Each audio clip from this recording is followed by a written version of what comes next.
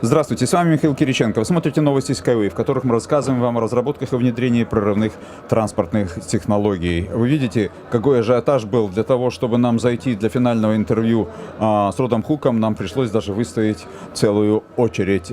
Итак, мы начали 4 дня назад работу в Берлине, я имею в виду работу информационной службы заостренной технологии, интервьюируя Рода Хука. Мы думаем, что на том же месте с тем же человеком сделать интервью — это будет прекрасное завершение нашей работы. Rod, hello, first of all. Michael, hi. I told our spectators that we began our work here interviewing you 4 days ago in Berlin, here, right at this spot, and it will be maybe even a good tradition to finish it on the same place with the same man, a highly respected man in our project. So, people already know your ideas, your thoughts, your plans, how they were on the first day of the exhibition. Please tell us today what has changed, what new developments have occurred in these days. Well, the questions are still to follow. Okay, look, I think the first impression I would have is how huge this event has been, how huge this place is. There are so many people here. At times I almost think there are more people here than we have as the whole population in Australia. In fact, I think when I catch a train from my hotel here, I think there might be more people on the train than we have in the whole population of Australia. It's big, and it's been a very exciting and well-attended event. There are so many exhibitors here, over 2,700. Many of them, I would say, are selling a product. We have a relatively modest stand here at Innotrans 2016. We're tucked away in the corner, and yet we have encountered just a consistent flow of people who've wanted to come to share, to ask questions, to know more about what we're doing. And I think that is a reinforcement of the quality of product that we're here talking about. Because here at this conference we have the leading minds, the leading innovators in the world. The leading innovators are usually associated with rail. And everyone here at this conference is calling for new innovation and technology.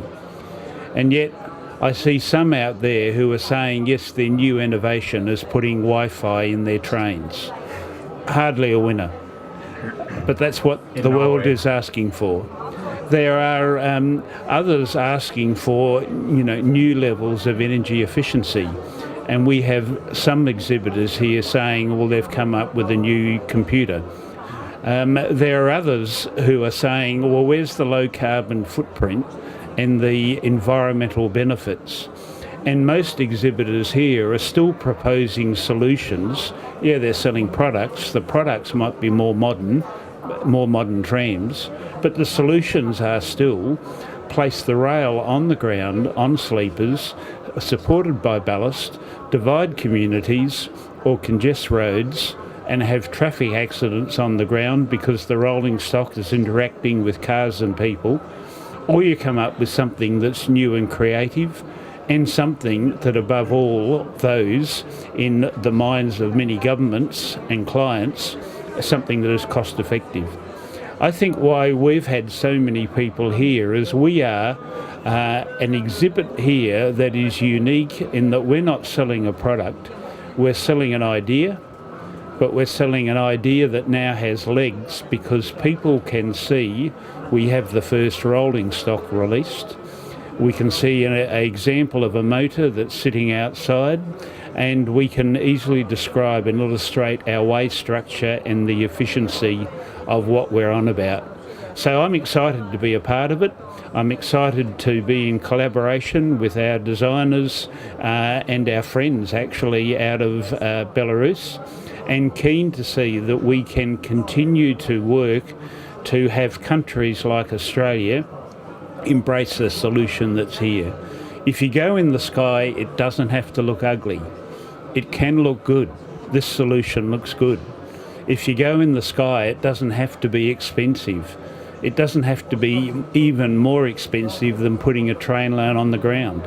We have a solution that is cheaper, that will save money. And we have a solution that is good for the environment, low use of energy, fully autonomous vehicles. There are so many things working for this, and getting to the stage where the test site in Belarus, see that operating in the next couple of months, and then work to get a test site in Australia are the key steps, because our marketing changes once we can point to it and say, come and I'll show you what this can do for our country or your country or any country that's interested. Thank you, Rod. And another question. A year ago, when you first came to Belarus, you were impressed. But judging from the fact that half a year or so later, you are returning to our country, brought with you a couple of engineers from Auricon, the prime mission of whom was to confirm that you are right. The question is, now this exhibition, the fact that these two pieces of rolling stock, namely a unibus and a unibike, are here, and they are of a very good quality. One of the German visitors said that they are a better quality than a Mercedes or a BMW. Now, are you 100% sure that our project is serious and for real? Or does any, well, half percent or small percentage of doubt still remain? Yeah, Mike, I can say quite clearly I'm on board. I'm investing my time, my energy in making this happen. Yes, when I came here, or came to Belarus in September last year, I was a lone engineer, if you like, from Australia, being taken through all the design, and I thought the level of detail and everything seemed to be taken account of. I thought it looked good. Then I go back to Australia and I start talking about it, but of course I'm conscious I'm just one engineer in a big country, not a huge population, but a big country, one engineer advocating something that most people haven't heard of. I thought, one is for additional reinforcement, I needed to find some other engineers to go back with, which I did in June. We took back 2 engineers from Oricon.